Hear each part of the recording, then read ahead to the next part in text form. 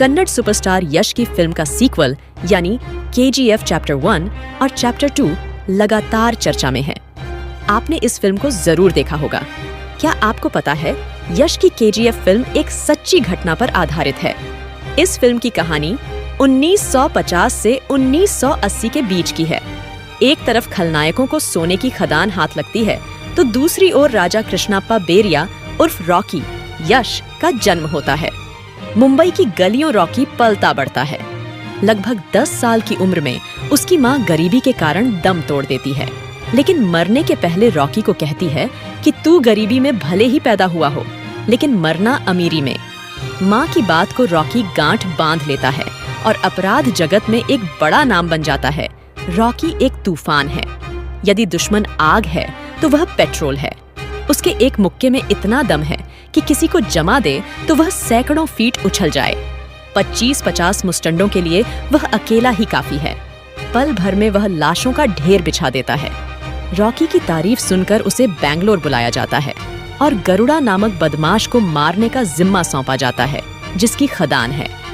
बेंगलोर में रॉकी उसे मारने में नाकामयाब रहता है। वह कोलार जाकर उसी के घर में उसे मारने का फैसला लेता है। गरुड़ा का अपना इतिहास है। उसके पिता का बड़ा साम्राज्य है जिस पर कई लोगों की नजर है। बेंगलोर में एंट्री के बाद रॉकी भाई गरुड़ा की हत्या का प्लान बनाता है। सोने की खदान में लोगों पर हो रहे अत्याचार को देख रॉकी का दिल पसीज जाता है और वह कसम खाता है कि वह सबको आजाद करवा कर रहेगा और बंबई पर नहीं KGF पर राज करेगा। रॉकी अपने वादे को पूरा करता है और गरुड़ा को मौत के घाट उतार देता है और रॉकी बन जाता है KGF का इकलौता मालिक। तो चलिए आज KGF फिल्म से कि आपको असली KGF की कहानी से मिलवाते हैं, जिसे सोना उगलने वाली खदान भी कहा जाता है। आइए जानते हैं KGF की अनसुनी बातें, जिनके बारे में शायद ही आप परिचित होंगे इस वीडियो द्वारा। इसलिए यह वीडियो अंत तक देखना ना भूलें। KGF यानी कोलार गोल्ड फील्ड्स की कहानी बिल्कुल फिल्म की तरह खूनी है। कर्नाटक के दक्षिण पूर्व इलाके में कोलार गोल्ड फील्ड्स स्थित है। क्या है KGF का मतलब? सबसे पहले तो KGF का मतलब ही जान लीजिए। इसका मतलब है Kolar gold field. KGF Karnataka राज्य के कोलार डिस्ट्रिक्ट में आने वाला एक खनन क्षेत्र है। ब्रिटिश दौर में सोने के उत्पादन के लिए इस जगह को खूब जाना जाता था। अंग्रेजों ने 1804 से लेकर 1880 तक सोना निकालने के लिए खतरनाक एक्सपेरिमेंट किए, लेकिन उनके हाथ कोई कामयाबी नहीं लगी, बल्कि कई मजदूरों की मौत हो गई। इसके बाद अंग्रेजों ने खुदाई पर रोक लगा दी। इस जगह का इतिहास बहुत पुराना और दिलचस्प रहा है। एक रिपोर्ट के मुताबिक 1871 में ब्रिटिश सैनिक माइकल फिट्जगेराल्ड लेवेली ने 1804 में एशियाटिक जर्नल में छपे 4 पन्नों का एक आर्टिकल पढ़ा था।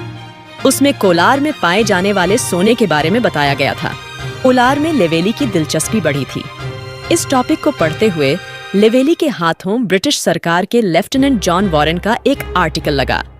लेवेली को मिली जानकारी के अनुसार 1799 की श्रीरंगपट्टनम की लड़ाई में अंग्रेजों ने टीपू सुल्तान को मारने के बाद कोलार और उसके आसपास के इलाके पर अपना कब्जा जमा लिया था। उसके कुछ समय बाद अंग्रेजों ने यह जमीन मैसूर राज्य को दे दी। हालांकि कोलार की जमीन को सर्वे के लिए उन्होंने अपने पास ही रख लिया था। चोल साम्राज्य में लोग जमीन को हाथ से खोदकर ही सोना निकालते थे। वॉरेन ने सोने के बारे में उन्हें जानकारी देने वालों को इनाम देने की घोषणा की थी।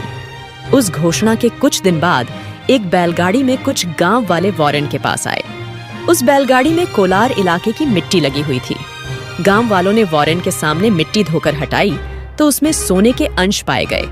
वॉरेन ने फिर इसकी पड़ताल शुरू की तो उन्हें पता चला कि कोलार के लोगों के हाथ से खोदकर सोना निकालने की वजह से 56 किलो मिट्टी से जरा सा ही सोना निकाल पाता है। ऐसे में उन्होंने सुझाया कि तकनीक की मदद से और भी सोना निकाला जा सकता है। 1804 से 60 के बीच इस इलाके में काफी रिसर्च और सर्वे हुए, लेकिन अंग्रेजी सरकार को उससे कुछ नहीं मिला। इस रिसर्च के चलते कियों को अपनी जान भी गंवानी पड़ी थी। उसके बाद वहां होने वाली खुदाई पर रोक लगा दी गई। 1871 में वॉरेन की रिपोर्ट पढ़कर लेवेली के मन में कोलार को लेकर दिलचस्पी जगी। लेवेली ने बैलगाड़ी में बैठकर बेंगलुरु से कोलार की 100 किलोमीटर की दूरी तय की। वहां पर करीब 2 साल तक रिसर्च करने के बाद 1873 में लेवेली ने मैसूर के महाराज से उस जगह पर खुदाई करने की इजाजत मांगी। अंग्रेजों ने 1804 से लेकर 1880 तक सोना निकालने के लिए खतरनाक एक्सपेरिमेंट किए, लेकिन उनके हाथ कोई कामयाबी नहीं लगी। 1875 में फिर से खुदाई शुरू की गई। रोशनी के लिए यहाँ पर बिजली का इंतजाम किया गया। कोलार भारत का पहला शहर है जहाँ पर सबसे पहले बिजली पहुंची थी। लेवेली की कोशिशों के बाद 1902 में केजीएफ में 95% सोना निकाले जाने लगा। साल 1930 तक इस खान में 30,000 मजूदर खुदाई करने लगे थे। बेंगलुरु से 100 किलो दूर कोलार सोने के उत्पादन के लिए मशहूर रहा है।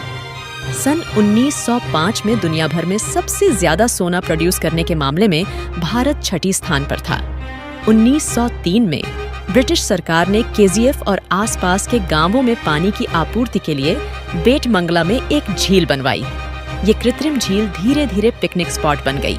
अंग्रेजों की सबसे पसंदीदा जगह बन गई कोलार गोल्ड फील्ड्स। ब्रिटिश अधिकारियों और इंजीनियर्स ने यहाँ पर अपना अपना घर बनाना शुरू कर दिया।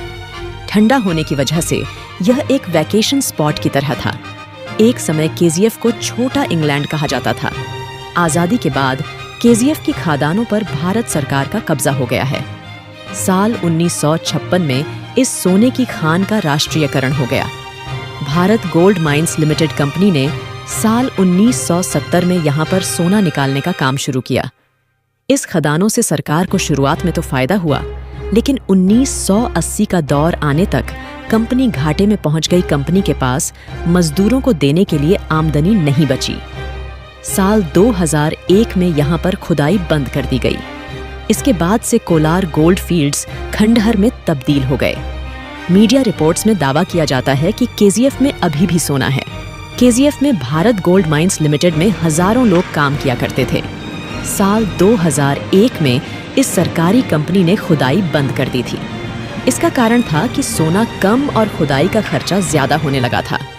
जापान के बाद केजीएफ एशिया का दूसरा नगर है जहां बिजली शुरू हुई थी। गुप्त चोल वंशों, टीपू सुल्तान से लेकर अंग्रेजों समेत कई सालों तक कोलार के सोने को खूब लूटा गया। नरेंद्र मोदी की सरकार इस खदान को फिर से खोलने की तैयारी में है। कहा जाता है कि आज भी कोलार में काफी मात्रा में सोना है। क्या आपको पसंद आई आज की हमारी केजीएफ की असली कहानी? आई होप कि आज का वीडियो आपको पसंद आया है, तो हमारे YouTube चैनल ग्लोबल थिंक को सब्सक्राइब करना ना भूले, लाइक और शेयर करना ना भूले। अगली बार मिलेंगे ऐसी ही इंटरेस्टिंग वीडियो के साथ। Thanks for watching.